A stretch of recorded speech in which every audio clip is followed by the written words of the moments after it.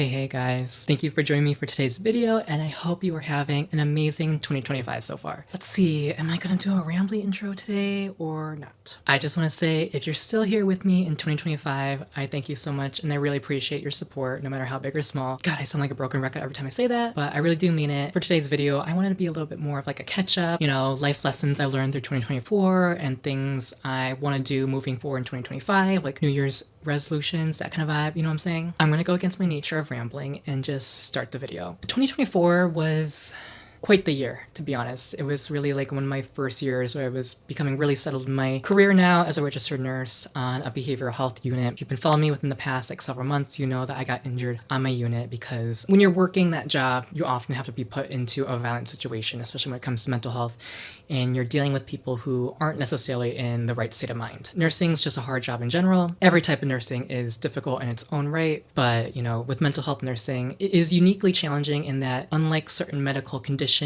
you can kind of recognize early in advance.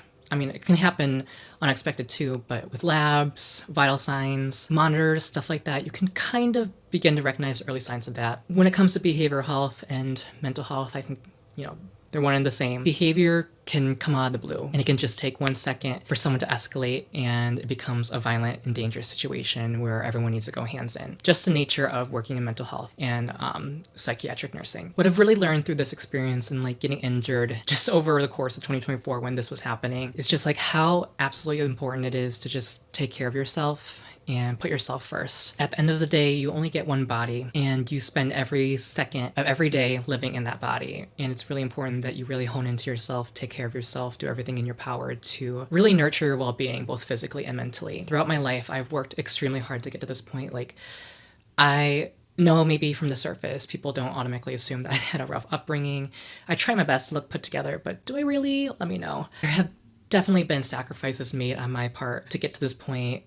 And a lot of those sacrifices have been deeply tied to like my health. During high school, I was the type of student to get 3 hours of sleep every night because I would cram, I would study, I would make sure I knew material in and out. And, I got straight A's for almost the entirety of high school and graduated with high honors. And I'm proud of that. But, sleeping 3 hours every night is not conducive to having good mental health or feeling good, period. And I definitely struggle with a lot of anxiety and depression. My threshold for being able to withstand stress and tolerate it was very low. Like, things could easily cause me to spiral. And then through college, kind of the same thing. I kind of try to uphold much of my work ethic, my unhealthy work ethic from high school and college, and graduated summa cum laude. I'm so proud of it. And for an Ivy League institution I had a full ride to, which I'm also very proud of, was because of my high school achievements. I have a lot to be proud of, and I have a lot to be thankful for, but like I said, a lot of it came at the expense of my physical, mental, and emotional health. Same thing for my nursing job. When we had a period of time where the behavioral health acuity, or basically like, I guess for simpler terms, like the level of mental health severity on my floor was really high. I was the type of person to always be trying to help or stepping in or running to the room of whatever emergency was occurring. And, I'm the type of person who just wants to give it my all. Unfortunately, sometimes I just don't have the boundaries of recognizing doing what I can without putting my health in the way. After my injury, that was when I really learned this is the time to really take care of myself. One of the biggest life lessons I've learned in 2024 that I kind of maybe knew in the back of my head, but really the experiences really kind of honed this into me is your health, physical, mental, emotional, comes first, always. And you need to always prioritize that because, like I said, you're living in your body, you're experiencing everything that you experience. Ultimately, that makes you the most important person in your life by a long shot. And not to say that we can't love other people or give to others, that's absolutely great and important, but you also really need to make sure that you're giving to yourself, because if you're not giving to yourself, then what really are you giving to other people? What are you giving to the world? What are you giving to your community? It's just not feasible to be continuously burning yourself out at the expense of external things in your life. It's really important to dial into yourself and recognize your internal validation. What's going on inside of you, both physically and mentally, is key. Always. Another life lesson I've learned in 2024 is it's okay to enjoy what you want. I admit, sometimes I experience, how can I word this in a way that makes sense? Sometimes I experience shame when I'm committing my time to hobbies and personal pursuits. I don't really know, well, I kind of do know where it comes from. A lot of childhood trauma and external expectations of me.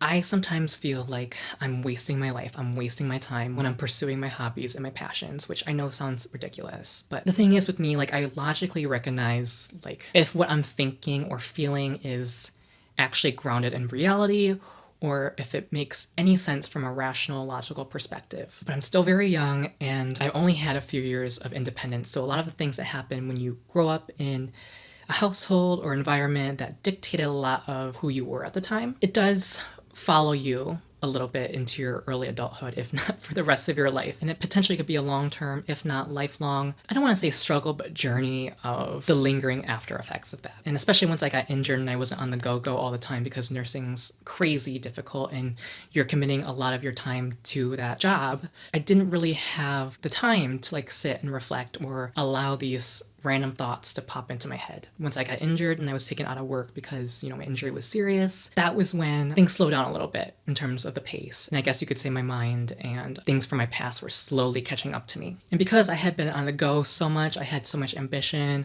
I worked hard 24/7, it was very jarring for me to kind of just sit and be out of work. Like I said, nursing's very difficult. You're committing long hours to the job. You're basically on your feet 24/7 during your shifts. It mentally and physically drains you. And every time I worked a double shift, I would need at least a day to just kind of like recover. To not have that going for me because I was injured and out of work, it was jarring to say the least. And like I said, my mind was catching up to me. Therefore, kind of like internally, I felt shame about enjoying the things that I maybe didn't have much time to enjoy when I was so busy. And I feel like I've been so busy for a lot of my life. I recommitted myself to this. I recommitted myself to gaming. I recommitted myself to just, doing whatever the F I want. It definitely felt great and I enjoyed doing it. Mentally, it was something I wasn't accustomed to. I felt an internalized sense of shame over doing it, just because I felt like my self-value was low, my worth was low. And a lot of that comes from just growing up in a household where it was expected that I would achieve the absolute most.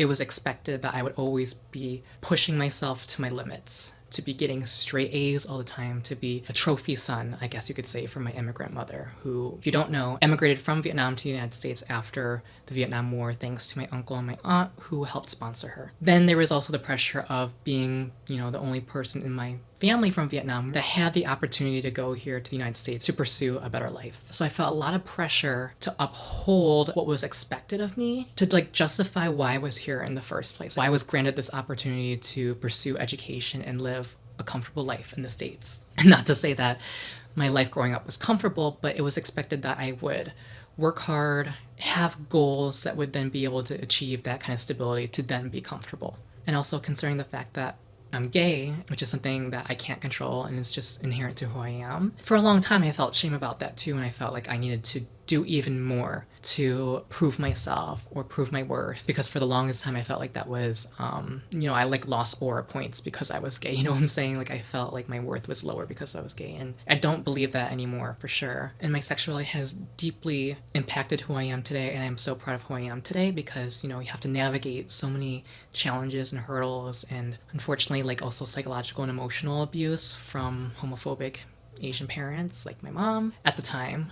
She's had her growth and I'm so proud of her and I'm grateful that she did, but it's a lot to navigate. But it also, if you use your pain in a purposeful way, it can prove to be a catalyst for emotional growth and emotional stability. For some people it's very difficult to get to that point, and it definitely was for me, but I have gotten to that point and I'm so grateful that I have. So needless to say, I felt ashamed internally because I wasn't doing what my childhood expectations were, I guess, which was doing the absolute most, achieving these things, accomplishing that, to then receive praise or have it be objectified in the form of an award or whatever. Overall, my self-worth was low, and I felt shame about doing my passions when I did have genuine time off for a valid reason. And I don't want this next part to sound braggy, but it helps me kind of talking it out. I worked my ass off in high school, got straight A's, high honors, then got a full ride to an Ivy League institution, graduated summa cum laude, however you pronounce it. Got accepted into the master's program at the same Ivy League institution, got another scholarship again for master's program, immediately found a job after graduation as a behavioral health registered nurse, which, don't get me wrong, I'm very grateful for having that opportunity. Getting 2 Daisy Award nominations. I was the leader of an evidence-based practice project that was then, upon its completion, implemented hospital-wide. Like, I know logically that I have accomplished a lot, and I'm very proud of it. The thing is, that childhood voice in me is like, chase more, do more. So you need more things to put under your belt. You need more sources of external validation, and I'm just sick of it. I'm sick of it feeling like I am not enough because logically I know that I am. Unfortunately, like sometimes those thoughts will just pop into my head, but I guess what I'm trying to say, the life lesson that comes from that is just like learning to enjoy my passions and hobbies again, and not feeling ashamed about it, because your life shouldn't be solely defined by all your accomplishments. Do they constitute maybe a good part of who you are? Sure. Obviously, everyone's story is different, right? They should never ever be your sole source of feeling good about yourself, your sole source of validation. Like, the most important thing that I've had to really learn is internally validate myself. I need to stop putting myself down, enjoy myself for who I am, and that also encompasses my passions, my hobbies, just what I like to do on a day-to-day basis when I have that free time. Really, 2024 has been a journey of putting myself first, really learning to take care of myself physically and emotionally and mentally, and also learning to let go of the shame in enjoying the things I do, my hobbies, gaming, content creating, shit, sitting around doing nothing sometimes, right? Listen, there's always room for growth. There's always room to better yourself, but that also should be balanced with self-acceptance, right? And you can't always be chasing after self-improvement, because oftentimes what you've done and who you are is more than enough. And I think that's a life lesson that a lot of us have to learn at some point in our life, especially in a society where, you know, on social media, you see people bragging about their accomplishments, the great things that they're doing, and you feel a sense of pressure to keep up with the Joneses. You feel a sense of pressure to follow the herd, chase after these big external achievements and stuff like that. But when you really take a step back, even small things, I have depression. I got out of bed today. That is a very powerful thing. I know some people might be like, depression's a choice. Like, some people in the world don't have the ability to even recognize they have depression. Like, I totally recognize that. And there's people in the world who don't even have any agency or freedom over their life. And it is extraordinarily sad. But regardless, mental health is so foundational to all components of your health. If you're not in a good place, you're more than likely not wanting to take good care of yourself. You're not wanting to do the things that are beneficial for you. To power through negative feelings, to power through low points in your life and still do things that are good for you. And I'm not even just talking about like exercising, eating right. I'm talking about getting out of bed, putting on some makeup, taking a shower, enjoying time for yourself to better your mood. When you're not in the right headspace, all those things can seem totally mundane, totally worthless. So it takes a level of resilience and proactiveness to still do it anyways. And that is something that you should be proud of. All of us have different life experiences, different life trajectories, different upbringings, different cultures that we grew up in, right? But between all of us, every single one of us, we all deserve the right to be happy and enjoy ourselves, our company, enjoy being in our body. Easier said than done, for sure. And there's definitely circumstances that make it even more difficult. But inherently, we deserve the freedom to enjoy our life. As long as you're not hurting yourself or hurting others, and you're taking the steps to do that, that is something you should be very proud of, because it is a very difficult thing to do sometimes. Being able to do difficult things deserves praise, but that praise needs to come from you.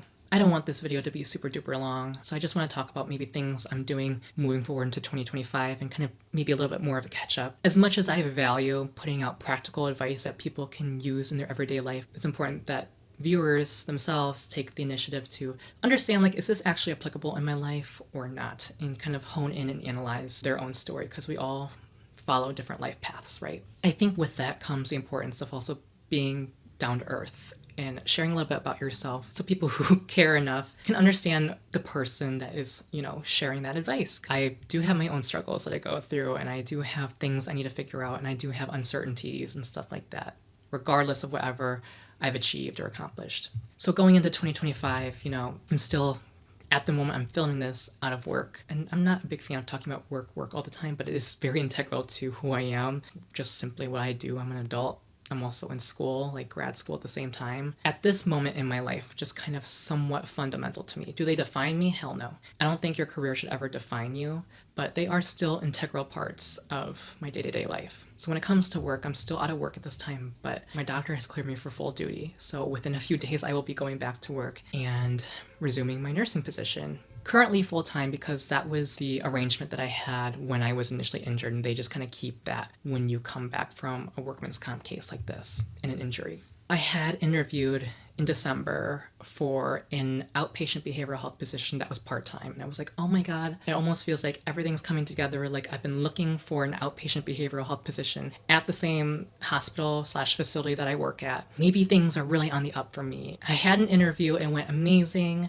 It was really great. I really enjoyed talking to the hiring manager, and she seemed to really enjoy me and thought I was a great candidate for the team. Recently found out from the recruiter for that position that they actually need more help than they thought. That part-time position is gone and now they need full-time. I'm currently in grad school part-time, and the schedules aren't aligning, and I cannot do this full-time outpatient position with my schooling. That's just how it is. So plan is to still go back to my original position full-time.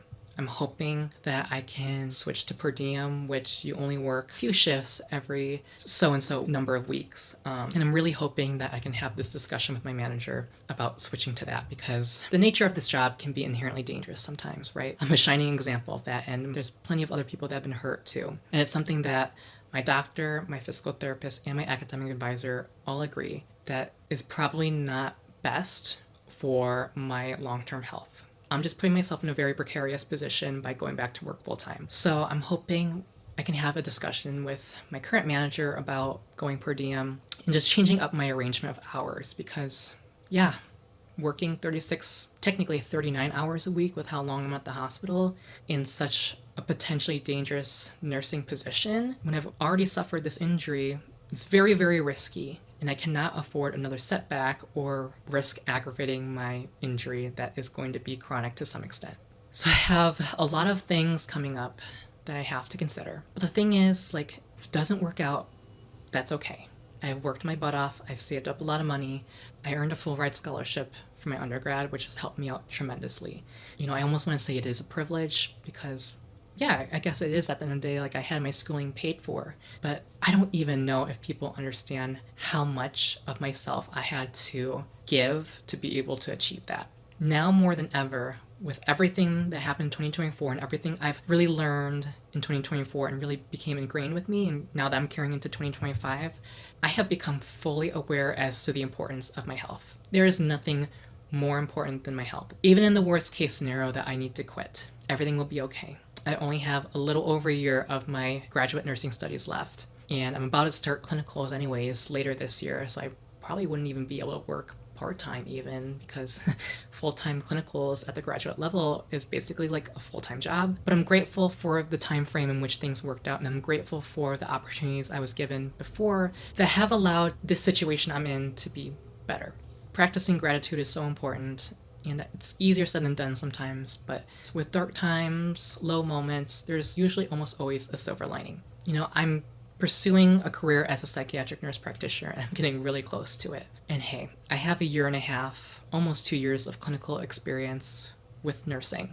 This time I have off if it happens, or per diem even, because it's not a huge commitment, I can use to really nurture myself. Like I said, I have lingering mindsets from just how I was raised and my childhood that still affect me today. And a lot of times I do get very uncomfortable thoughts about myself. And it doesn't necessarily mean it's rooted in something that's objective or logical or rational or even makes sense. But it still happens, and it can be uncomfortable. But especially for my career, I need to practice what I preach. By learning how to navigate my internal struggles, it only makes me stronger for my future career. And the combination of that, getting to know myself even more, be mindful, emotionally regulate, feel my discomfort, let it go, combined with my clinical experience, can truly make me a very good psychiatric nurse practitioner. There's a lot more to it than that. You know, you gotta learn how to diagnose and prescribe medications and navigate just the healthcare administration system, all that kind of stuff, right?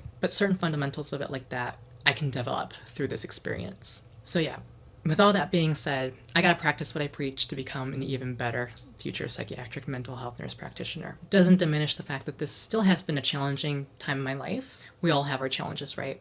And it's okay to recognize, like, yeah, this has been shitty, this has been hard, but yeah, there's always a silver lining, and there's always something to be grateful for, even if it's very simple, very mundane, very minute compared to other things. So we're going into 2025 with a healthier mindset, and I know every new year we're kind of like, I'm going to do this year. I'm going to do X, Y, and Z this year. I think it's also really important to recognize, like, if you need to make a meaningful change in your life, now is the great time to do it. The biggest growth in our life comes from outside of our comfort zone. Sometimes taking a risk can pay off. But you don't necessarily have to do that at the beginning of every new year. If you need to make a meaningful change in your life, you can do it in the month of March, December, November, September, whatever, right? Do what you need to do to take care of yourself. And I hope that every year we practice that, because I'm trying my darnest best to do that. Thank you guys so much for watching this video and sticking with me. Like I said, your support really means a lot to me, and I truly, truly appreciate it. And I hope you guys appreciate my content and enjoy it to some extent. You know, I know the landscape on YouTube is changing, and maybe rambly videos like this aren't super duper popular, but I'm staying true to myself. And this isn't necessarily like my first career, right? Like, I'm not a full-time YouTuber. I think it's okay for me to just do what I enjoy and how I enjoy it. And that's not to say like I'm not going to experiment and try different styles of videos and stuff like that, because I do have a lot of ideas. I know each and every one of you watching my videos, if you have goals, ambitions, if you put your mind to it, you 100% can accomplish it. But at the same time, give yourself the grace to recognize your worth and seek peace within that, because I'm sure that you are more than enough, more than you might think. I'm gonna close out this video. Take care of yourselves, stay safe, and I will see you guys in the next video. Bye.